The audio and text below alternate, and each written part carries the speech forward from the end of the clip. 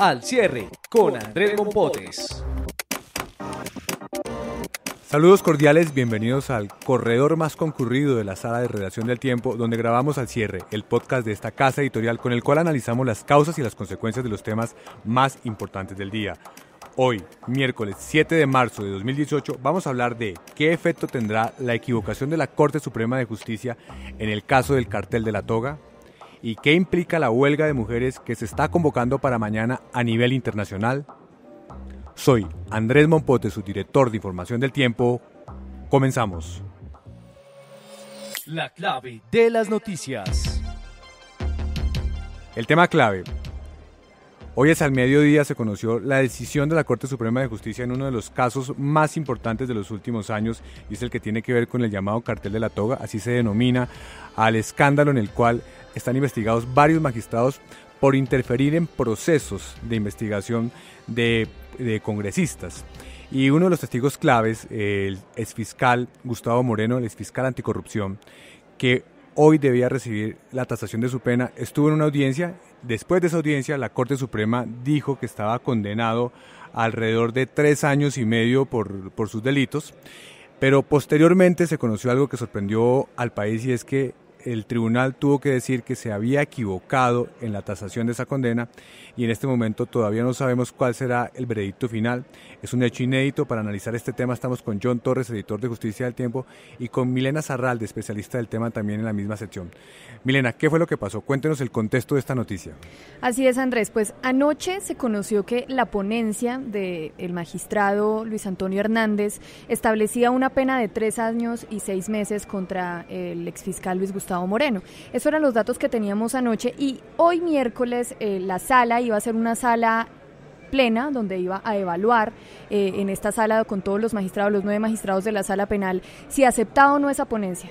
Después de esa evaluación, hacia el mediodía, los magistrados dieron a conocer, la Corte dio a conocer que había aceptado la ponencia de Hernández y que por lo tanto había decidido condenar a 3 años y 6 meses a Luis Gustavo Moreno, aceptándole una rebaja del 50%, que era más o menos lo que él estaba alegando desde diciembre del año pasado. Inicialmente ese dato era el que había generado controversia, claro, porque se decía que era muy poco. Hay que explicar que Moreno con sus abogados argumentó que él desde el primer momento se declaró culpable, exacto, que iba a confesar y que por eso merecía ese tipo de reducción de pena. Ese fue exacto la primera polémica que hubo en este caso, porque ante el Tribunal de Bogotá, Superior de Bogotá, Moreno aceptó cargos, pero no le valieron esa aceptación porque el tribunal dijo que él lo estaba no haciendo voluntariamente, que estaba diciendo que no era concusión sino cohecho lo que había cometido, entonces que no contaba esa aceptación, y por lo tanto el tribunal le dijo no le voy a valer esa aceptación, y ya se perdió esa rebaja del 50%.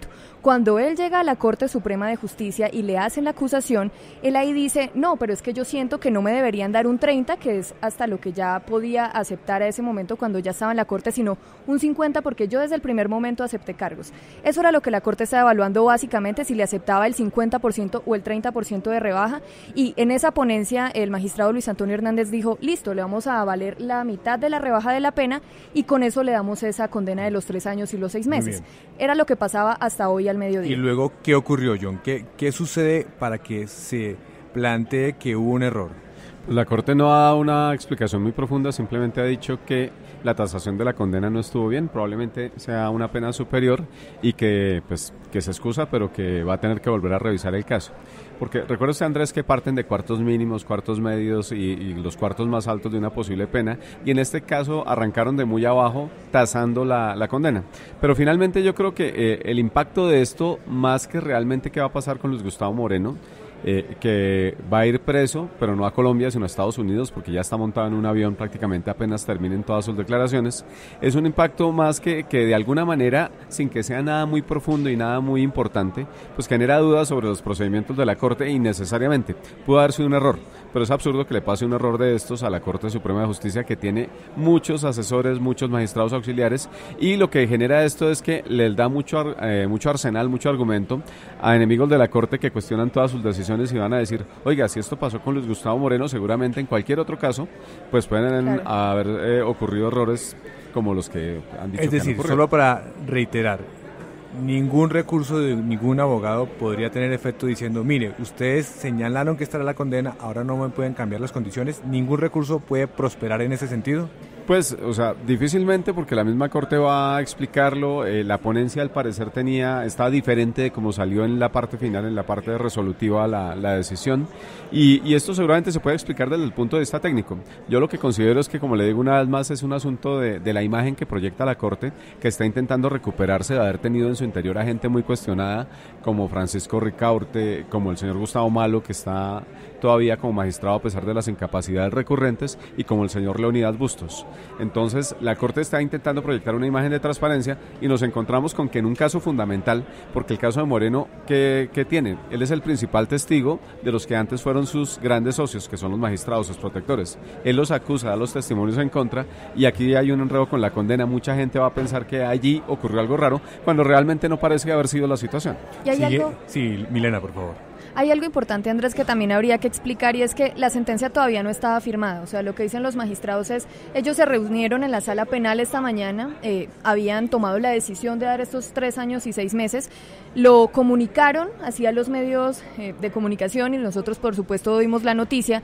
Ellos todavía no habían, firmado la sentencia. No adquirió valor jurídico. Exacto, no lo habían enviado para que ya fuera publicada como tal, con las firmas de todos los magistrados, y por eso ellos dicen que tienen esta semana más, la próxima semana ellos volverán a revisar este tema en su sala penal y pues tomarán la decisión definitiva de cuántos son los años que pagará Luis Gustavo Moreno. Estaremos pendientes entonces de cómo termina esta noticia. Milena, John, muchas gracias. Gracias.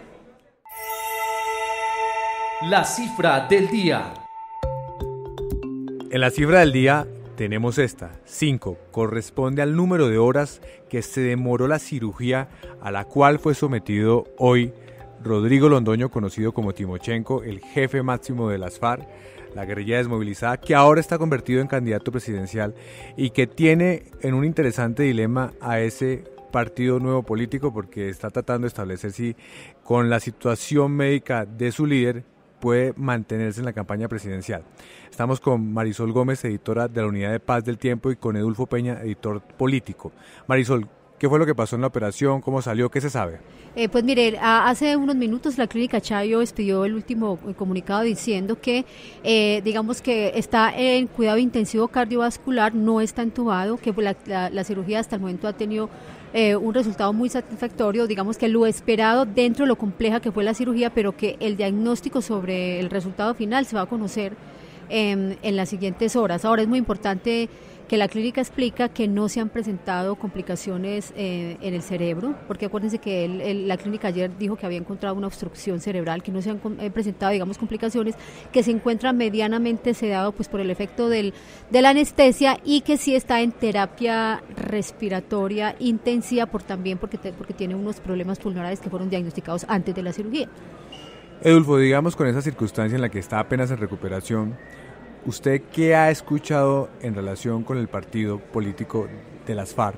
¿Ellos están interesados en mantener a Rodrigo Londoño? En algún momento se alcanzó a mencionar que probablemente era mejor que él delegara esa función de candidato presidencial a otro candidato. Yo creo, es lo que yo creo por lo que hemos hablado con la gente de las FARC, que las FARC va a dejarlo como candidato presidencial. Digamos que sacrificarlo no le representa mucho a las FARC, o sea, no se pueden inventar un candidato presidencial de la noche a la mañana con alguna credibilidad, aun cuando tampoco es que crean que van a ganar. Nadie cree que en este país que Timochenko va a ser presidente de la República. Ni siquiera las propias FARC. De manera que lo van a dejar como un símbolo, como el candidato presidencial de las FARC, que trajo a las FARC desde la guerra hasta la política. Sería como una cosa no grata, no amable quitarle la candidatura presidencial. Ahora, lo que sí estoy seguro es que no va a poder hacer campaña, Andrés. Los médicos que saben de esto le ponen entre 4 y 6 semanas de recuperación. Esa recuperación es para estar acostado y con unos tratamientos de rehabilitación. Y estamos a 2 meses y medio de la elección presidencial. Entonces, pues va a ser campaña desde la cama, desde la clínica, desde el colchón, o sea. Digamos, hay diferencias médicas. Un médico acaba de decir que en 5 días él podría estar fuera de la clínica. Entonces, ¿En 5 días? En 5 días. O sea, una cosa es fuera de la clínica y otra cosa es yendo a manifestaciones. fuera de clínica Ahora, es que sí. puede ir a la casa a dormir. Pero que la digamos atiendan. que yo creo que también, digamos que tiene una campaña presidencial difícil, con un problema de salud que no es sencillo. Ahora, No, y bajo las tensiones a las que ha Y estado sobre- sometido, recordemos lo exactamente. que le pasó en el Valle, Exactamente. bajo muy estrictas medidas de seguridad. y también creo, como Edulfo, que el objetivo de las FARC, bueno, y por lo que ratificaron esta mañana en una llamada que les hicimos desde el tiempo, es que ellos lo van a mantener hasta el final, van a inscribirlo el viernes como candidato presidencial, que de hecho ya su fórmula vicepresidencial Imelda Daza viene viajando desde Europa para hacer esa inscripción, y la solución sería, por ejemplo, que Imelda Daza fuera candidata presidencial. Pero ¿qué pasa? Imelda Daza es una persona que ha pasado la mayor parte de su vida fuera de Colombia, la conocen muy poco, entonces no es como la fórmula para... Y adicionalmente, pues Timochenko es el hombre que lleva a las FARC a la paz después de 53 años de guerra. Lo lógico es que lo mantengan como candidato presidencial, salvo que ocurra Ahora, Andrés un y desenlace Marisol, fatal y ya no haya otra Acordemos solución. que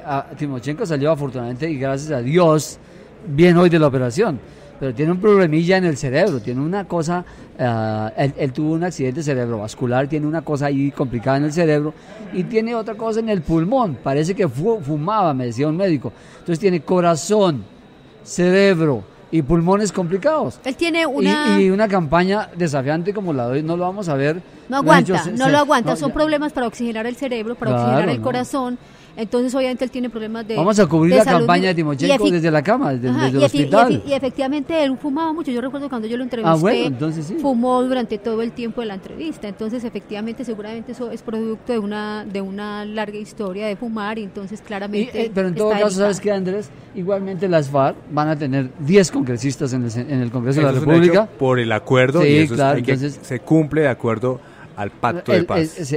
Las FARC va a tener una representación política importante, van a seguir haciendo Y el campaña tema de la política. presidencia es más simbólico, porque obviamente Sí, no van a es llegar a la simbólico. presidencia. Nadie en este país, creo, Marisol, a menos que me puedas... No, pues como decía que Andrés, me ni puedas ellos desafiar mismos ahorita. saben que no van a llegar a la Nadie presidencia. sabe que va a ir a la presidencia de la República, de manera que se alivie.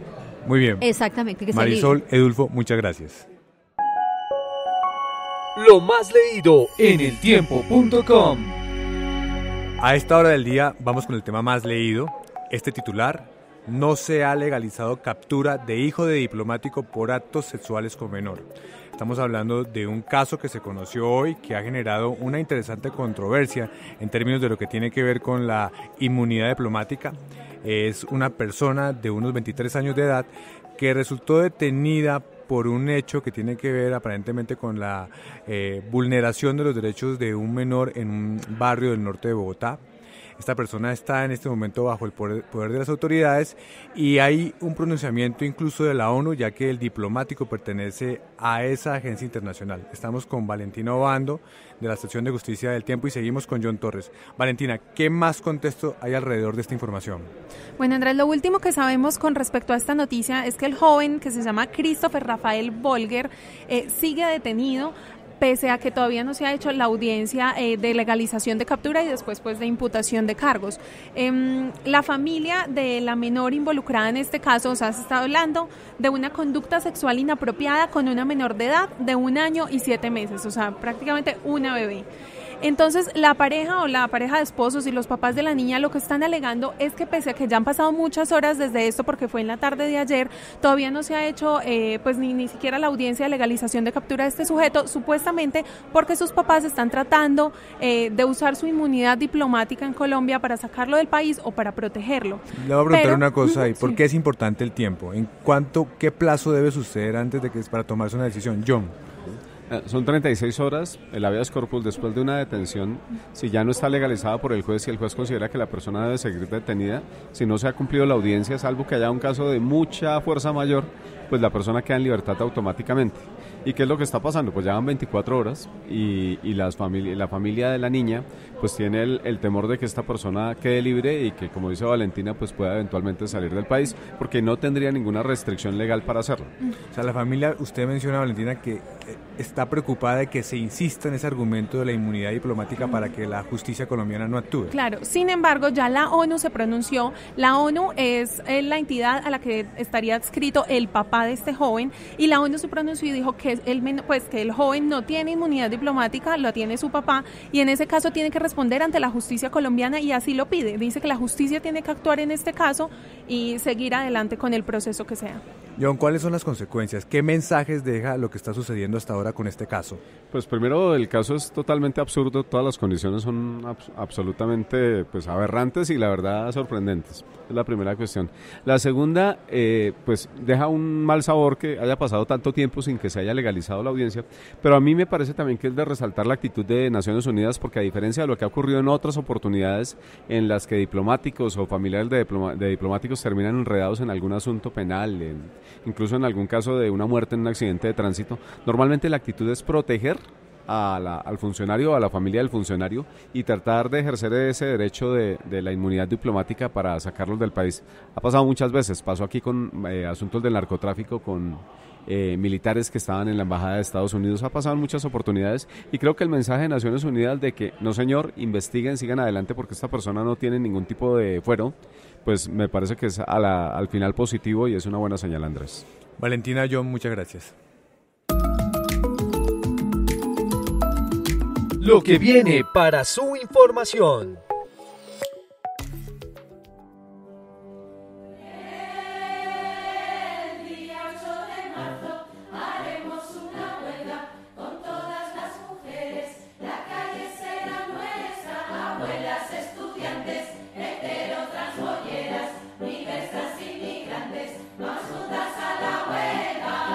Y de fondo escuchamos un himno que es una alusión a una de las noticias que viene en esta sección de lo que viene para mañana. Mañana es el Día Internacional de la Mujer, pero además es el momento en el que se está convocando a una huelga mundial de mujeres. Un hecho inédito, muy interesante.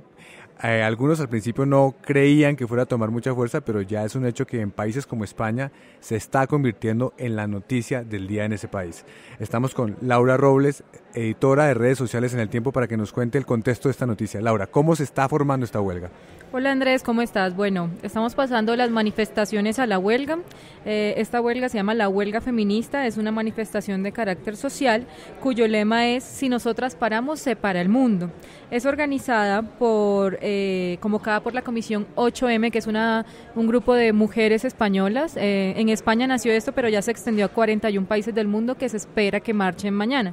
La idea es que ninguna mujer vaya a trabajar. Y el objetivo de esta huelga es que el planeta tome conciencia de la labor de las mujeres y de lo que aportan a la economía mundial.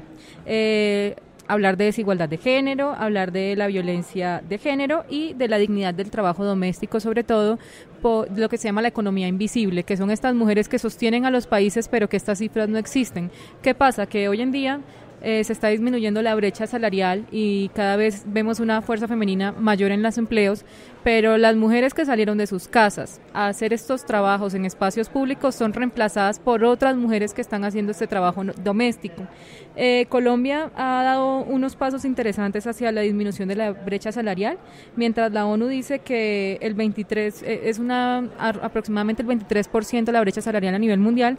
Colombia está alrededor del 11%. Sin embargo, es una cifra que supera. Todavía es de 2 dígitos. Hay mucho por hacer. Laura, el efecto de esta huelga, en el caso de España, donde vemos que se nota con más fuerza, llegó incluso a los medios de comunicación. Se habla que la cadena SER, que es la cadena radial más importante de ese país, no va a tener mañana a sus mujeres trabajando. ¿Es así? ¿Qué se sabe de eso? Sí, no va a trabajar ninguna mujer. Se han unido también diferentes marcas españolas. Están un poco preocupadas las mujeres porque el gobierno no apoya la marcha, no apoya la huelga. El gobierno dice que la mejor manera de demostrar que las mujeres son importantes es trabajando ese día. Las mujeres no quieren trabajar ese día. Un avance es que, digamos que los escuadrones antidisturbios de España no van a poder reaccionar frente a estas marchas. O sea, no va a haber violencia, no va a haber ningún tipo de retaliaciones contra las mujeres. Lo interesante de este día es que, aunque es algo nuevo porque pasamos al paro, no, digamos que en Islandia fue el primer país donde ocurrió. De hecho, la manifestación de mañana va a ser una emulación del 24 de octubre de 1975 en Islandia. Allá pararon todas las mujeres. Allá pararon el 90% de las mujeres. 9 de cada 10 mujeres pararon en ese país en el Women's Day Off. Y esto dicen que fue el primer paso para convertir Islandia en un país feminista. A los pocos años tuvieron la primera mujer presidenta. Entonces ellos demostraron que sí funcionó este día y los hombres fueron conscientes de eso. Y ese es el siguiente punto. ¿Cuáles pueden ser las consecuencias de esto? Si mañana vemos realmente a muchas mujeres parando, no solamente en España, sino en otros países, ¿qué efecto va a tener realmente? ¿Esto va a servir realmente para algo concreto, Laura? Bueno, si vemos el ejemplo de Islandia, funcionó. Se supone que las mujeres no, digamos que los hombres van a tener que llevar a los niños al colegio, van a tener que hacer todas las labores domésticas y van a tener que enfrentarse solos a sus entornos laborales donde muchas mujeres son las que les sirven. ¿Qué más le cuento, Andrés? Pues en Colombia no hay un movimiento fuerte de parar en las empresas. Sin embargo, en el Parque Nacional en Bogotá a las 3 de la tarde se reunirán las mujeres. Justo hoy Florence Thomas sacó una columna al respecto. Las mujeres van a tener ese espacio ahí y organizaciones como Caribe Afirmativo, que es la organización de los derechos de los homosexuales y la comunidad LGBTI en el Caribe, también está convocando a que la gente proteste por las mujeres trans, que son muchas veces invisibilizadas y que también tienen trabajos que están relacionados con el ambiente doméstico. Muy interesante. Desde ya la invito a que mañana analicemos cómo le fue la jornada. Claro, yo sí trabajo mañana.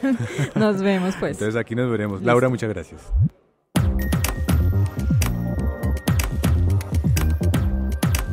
Les agradecemos su compañía y los invitamos mañana aquí al finalizar la tarde en eltiempo.com. Feliz descanso.